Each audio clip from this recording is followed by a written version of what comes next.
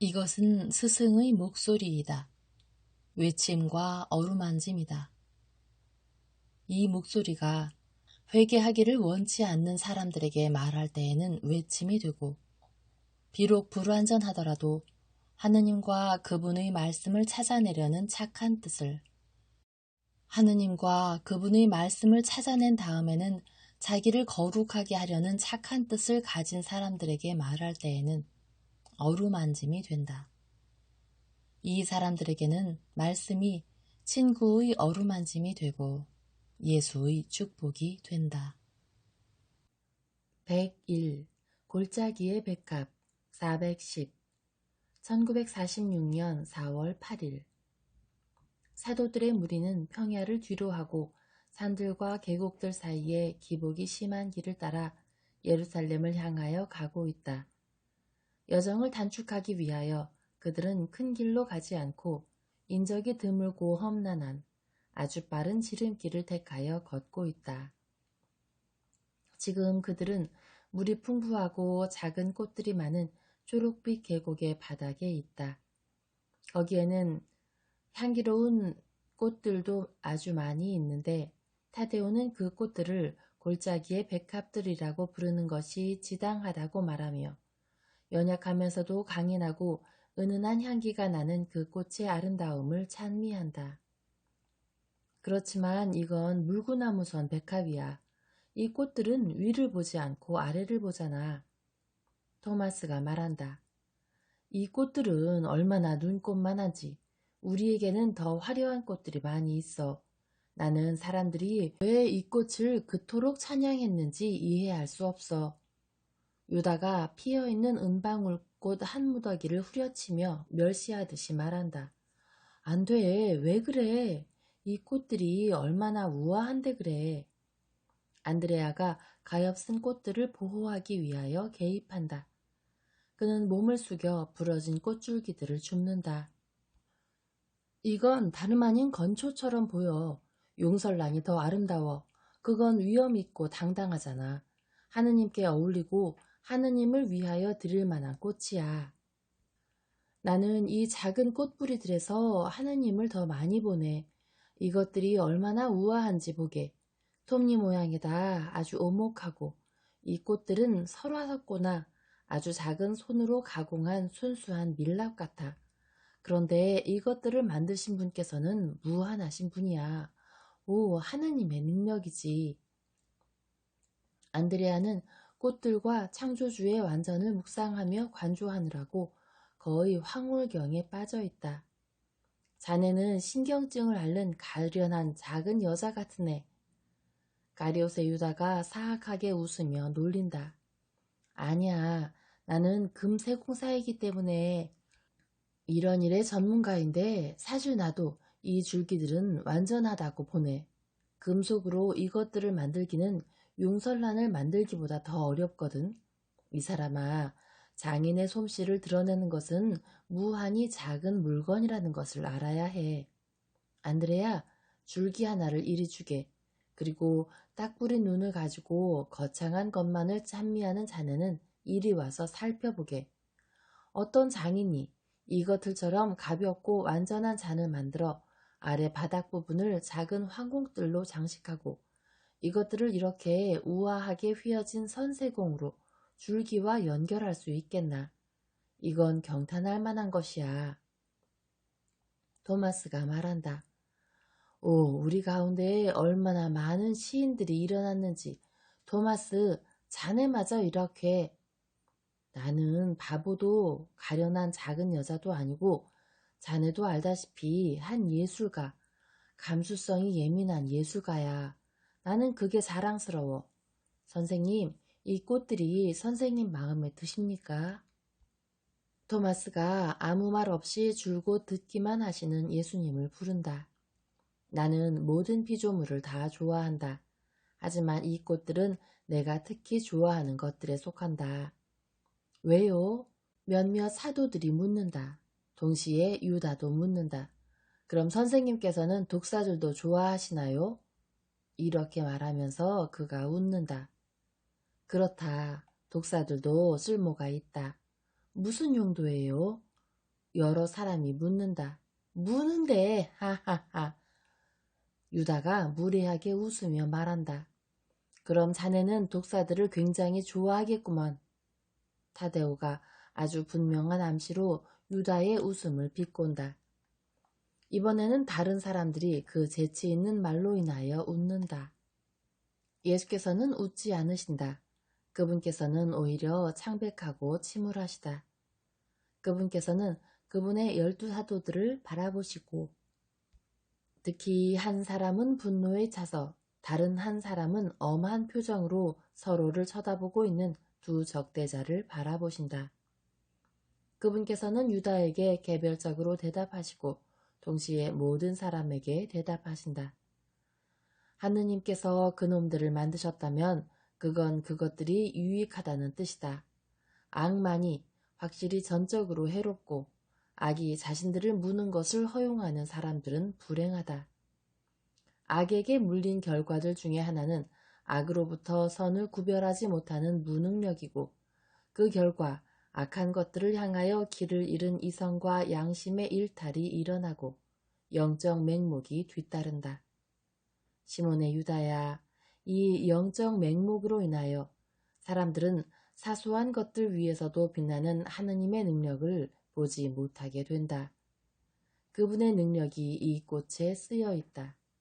그 아름다움과 향기를 통하여 다른 어떤 꽃과도 아주 다른 그 모양을 통하여 작은 꽃잎의 밀랍빛깔의 끝에 매달려 떨고 반짝이며 모든 것을 만드신, 모든 것을 솜씨 있고 유익하고 다양하게 만드신 조물주에 대한 감사의 눈물처럼 보이는 이 이슬방울을 통하여 말이다. 첫째 조상들에게는 그들의 눈이 죄로 흐려질 때까지는 모든 것이 아름다웠다고 쓰여 있다. 그리고 물건들 안에, 아니 그들의 눈 안에 하느님을 보는 능력을 왜곡시킨 액체가 주입될 때까지는 모든 것이 그들에게 하느님에 대하여 말해주었다. 요즘에도 영혼이 사람 안에서 더 주권을 가질수록 하느님께서는 그분 자신을 더 드러내신다. 솔로몬은 하느님의 경이들을 노래했고 다윗도 그러했습니다만 그들의 영혼들은 그들의 주권자들이 아니었습니다. 선생님, 저는 이번에 선생님의 잘못을 현장에서 붙잡았습니다. 자네는 참으로 무례하구만. 어떻게 감히 그런 말을 하나? 바르톨로메오가 화를 내면서 말한다. 이 사람이 말하도록 놔두어라. 나는 그의 말들에 유념하지 않는다.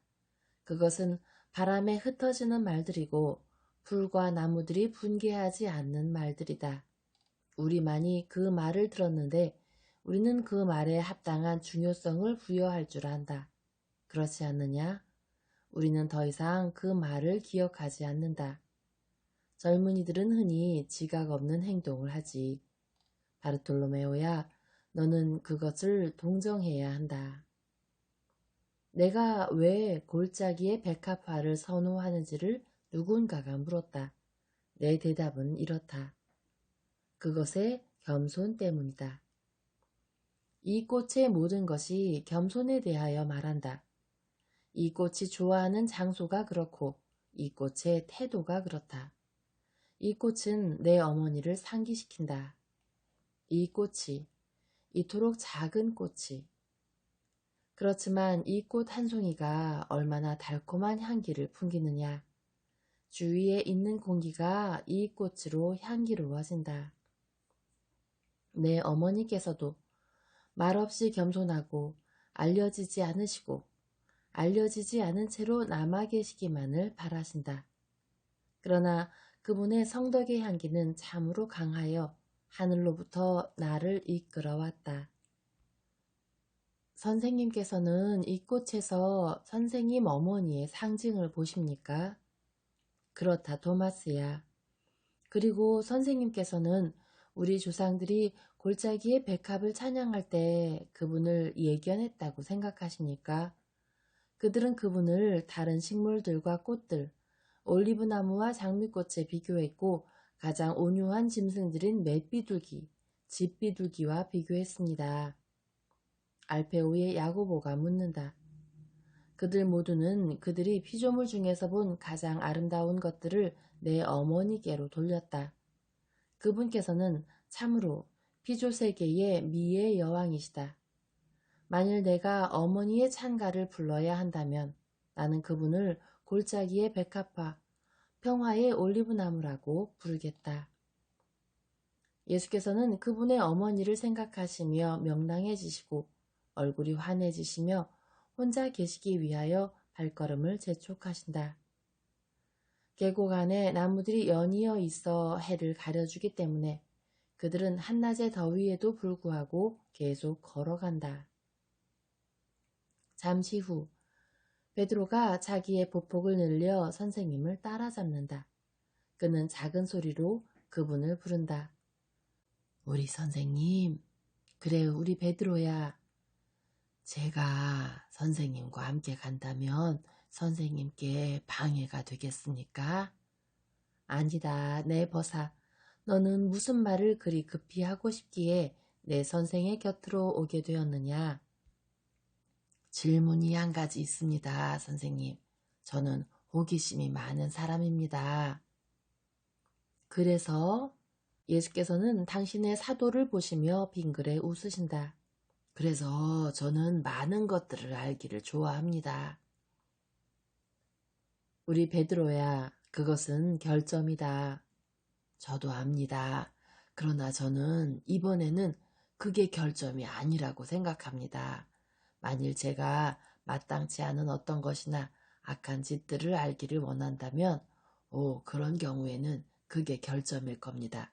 그렇지만 선생님께서도 아시다시피 저는 선생님을 베텔로 오시게 했었던 것과 유다가 무언가 관련이 있었는지를 여쭤보질 않았고, 그래서 하지만 너는 몹시 알고 싶어 했다. 예, 그건 사실입니다. 그런데 그게 더 큰 공로입니다. 그렇죠? 그것은 더 큰 공로이다. 자제하는 것이 큰 공로이듯이 말이다. 그것은 그렇게 행동하는 사람에게 영적 삶에 있어 실제적이고 적극적인 이해와 선생님의 가르침들의 축적이 있다는 것을 증명하는 것이다. 그렇습니까? 그래서 선생님께서는 기쁘십니까? 오, 베드로야, 너는 왜 나에게 묻느냐? 나는 기쁘기 그지없다. 선생님, 정말로 기쁘십니까? 우리 선생님, 그럼 선생님을 그토록 기쁘게 해드리는 사람이 선생님의 보잘것없는 시몬이라는 말씀입니까? 그래, 너는 알지 못했느냐? 저는 감히 그것을 믿지 못했습니다. 그러나 선생님께서 몹시 기뻐하시는 것을 보고 제가 어제 요한을 시켜서 선생님께 여쭤보게 했습니다. 왜냐하면 저는 향상하고 있는 사람이 유다일 수도 있겠구나 하고 생각했기 때문이지요. 비록 제가 그 증거를 가지고 있지는 못하지만요. 하지만 제가 잘못 판단했을 수도 있습니다. 요한은 저에게 선생님께서는 경건해지고 있는 사람이 있기 때문에 기뻐하신다고 말씀하셨다고 저에게 말했습니다. 방금 전에 선생님께서는 제가 나아지고 있기 때문에 기쁘다고 말씀하셔서 지금은 제가 압니다. 선생님을 행복하고 기쁘게 해드리는 사람이 보잘것없는 이 시몬이라는 걸요. 그렇지만 지금 저는 제 희생이 유다를 변화시킬 수 있다면 좋겠습니다. 저는 질투하지 않습니다. 저는 선생님을 완전히 행복하게 해드리기 위해서 저희 모두가 완전하기를 바랍니다. 제가 성공할까요? 시몬아, 신뢰해라. 신뢰하고 인내해라. 예, 그렇게 하겠습니다. 틀림없이 그렇게 하겠습니다. 선생님을 위해서 또 그 사람을 위해서도요. 왜냐하면 그 사람도 항상 이런 상태로 있는 것을 좋아할 수 없다고 저는 확신하기 때문입니다. 따지고 보면 그 사람은 제 아들뻘이지요. 예, 솔직히 저는 마르지암의 아버지인 편이 더 낫습니다만 그래도 저는 그 사람이 선생님께 어울리는 영혼이 되게 하기 위해서 애쓰고 그에게 한 아버지가 되겠습니다. 그리고 너에게도 어울리는 사람이 되도록 말이다, 시몬아. 예수께서 고개를 숙여 그의 머리카락에 입 맞추신다. 베드로는 참으로 행복하다. 잠시 후에 그가 묻는다. 선생님께서는 저에게 다른 이야기는 해주지 않으시겠습니까? 더 이상 좋은 소식, 선생님께서 어디서나 만나시는 가시들 가운데 꽃이 없습니까? 그래, 있다. 빛을 찾아오고 있는 요셉의 친구다. 정말입니까? 그는 사내들인 위원입니까? 그렇다. 하지만 우리는 아무에게도 말하면 안 된다. 우리는 그 목적을 위하여 기도하고 고통당해야 한다. 너는 그게 누군지 나에게 묻지 않겠느냐? 너 몹시 알고 싶지 않느냐? 저는 몹시 알고 싶습니다. 그러나 저는 선생님께 여쭤보지 않겠습니다. 그 미지의 사람을 위한 희생입니다. 시몬아, 네가 축복받기를 바란다. 너는 오늘 나를 정말 기쁘게 해주고 있다. 그렇게 계속해라. 그러면 나는 너를 점점 더 사랑하게 될 것이고 하느님께서도 그렇게 하실 것이다. 이제는 걸음을 멈추고 다른 사람들을 기다리자.